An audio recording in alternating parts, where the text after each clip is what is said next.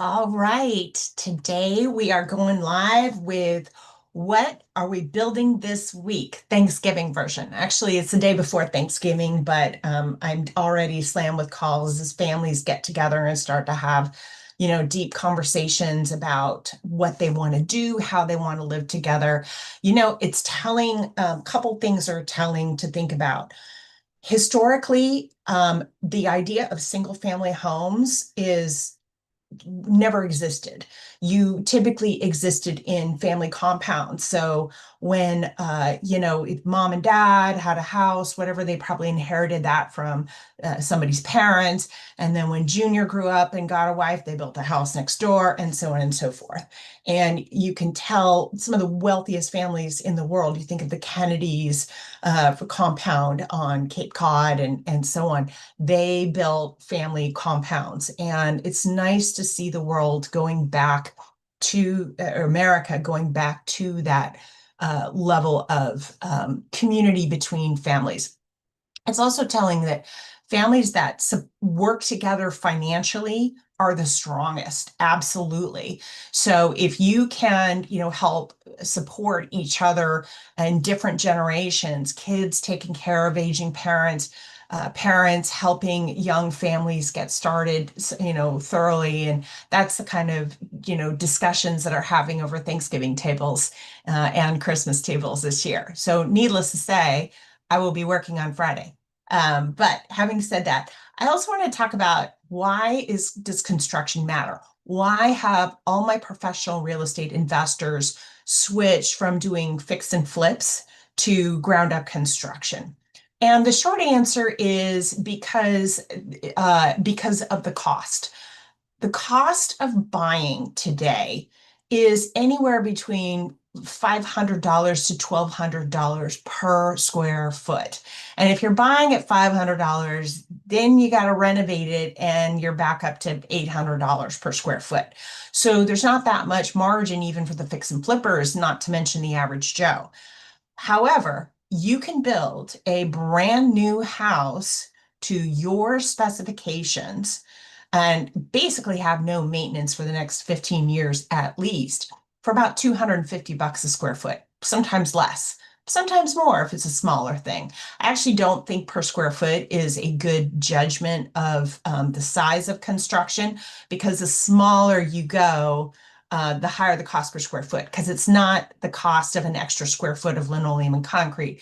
The real cost of the house is the structure, the guts of the house, the kitchen, the HVAC, the bathrooms, those kinds of things.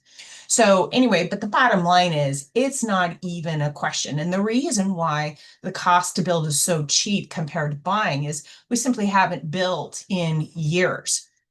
In California, the estimates are we need 2 million new homes.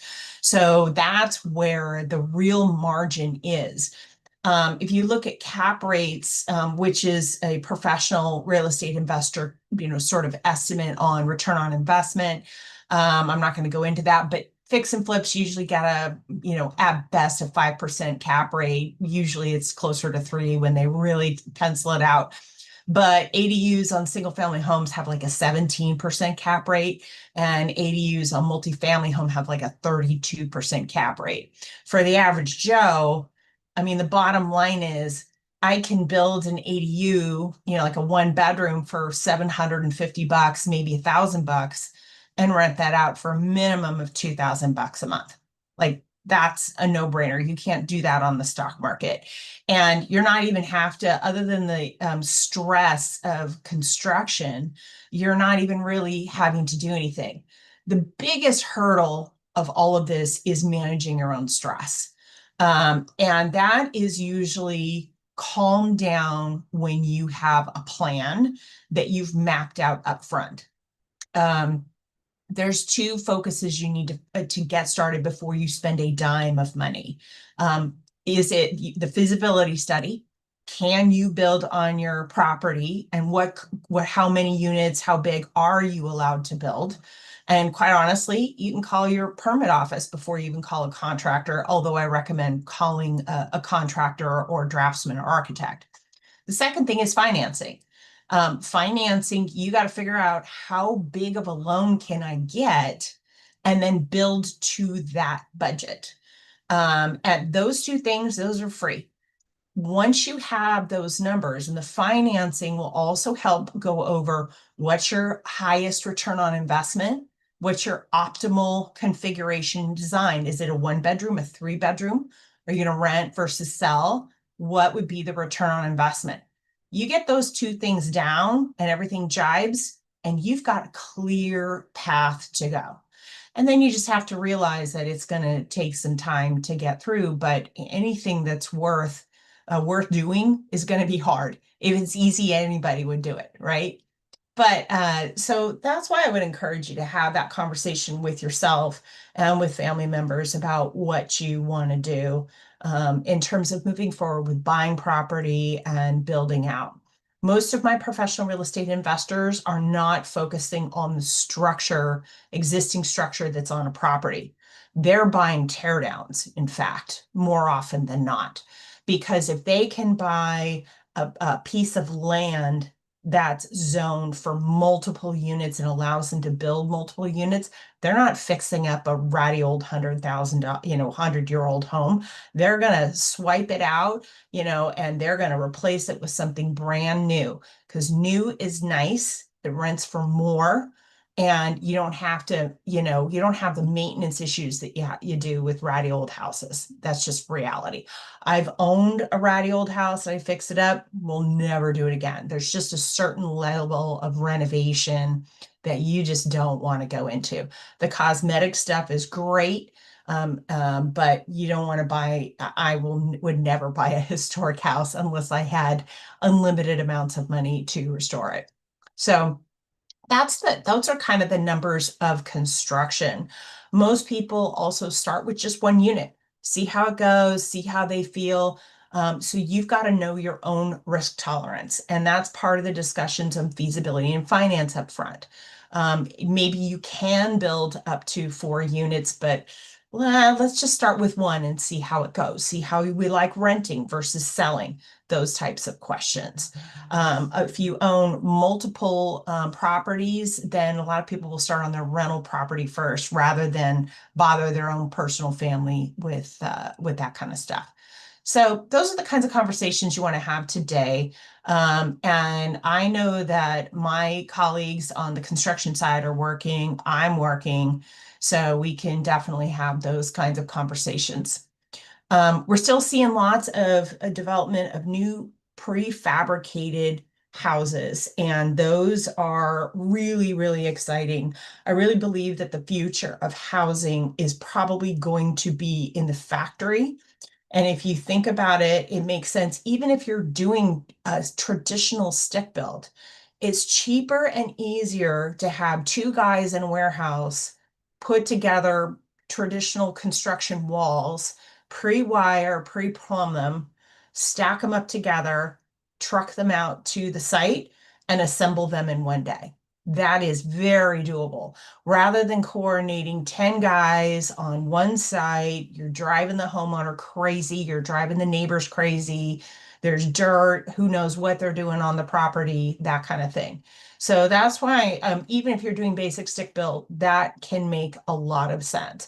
But we also work with a ton of other builders that are doing 3D printing. You're seeing concrete prefab units like Gigacrete and fillable stuff. So again, you form these structures and you're just filling them on site with concrete and you're done, and they're super fast. The 3D printing stuff is really cool. A lot of that uses, 100% recycled material, and so on. So it will be interesting to see how, the construction industry grows. I still believe, I know everybody's complaining about prices going up. I am not seeing construction prices go up. If you look closely in the tariff rules when the tariffs were jacked up, and they're not particularly jacked up right now, other than in certain segments. No, almost none of the housing segments got covered. Mexican drywall was covered, Canadian lumber. Those are all good. And if you look at the futures, they're basically the same and untouched. The only challenge has been steel, but most people aren't using a lot of steel in their houses. Most people are still using wood. So, no, I'm not seeing prices go up.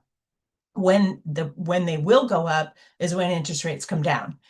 During COVID, when interest rates were super low and we were crazy busy working on loans for ADUs, the cost of labor and material were about $50,000 higher. So we're in a kind of an interesting place in that. But that's bottom line is that's why people are building. They're not fixing and flipping ratty old homes anymore. There is no more inventory to buy anymore. We just don't have enough homes. So I would be willing to bet that there is no better return on investment anywhere on the planet than compared to building an ADU. It's beating even crypto, for heaven's sakes. So yeah, it's effort, but it's absolutely worth it. So again, have that conversation with your family over this holidays.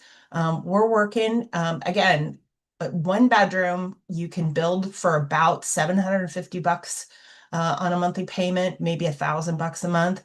And you can rent that for a minimum of 2,000. In the Bay Area, I was just looking in San Mateo, one bedrooms are renting for $4,000 a month. Jeez. Yeah. So you put a couple of one bedrooms and you're cash flowing like a king. Anyway, so don't quit your day jobs yet, but let's work on this as kind of your side hustle. And we'll talk next week. Thanks.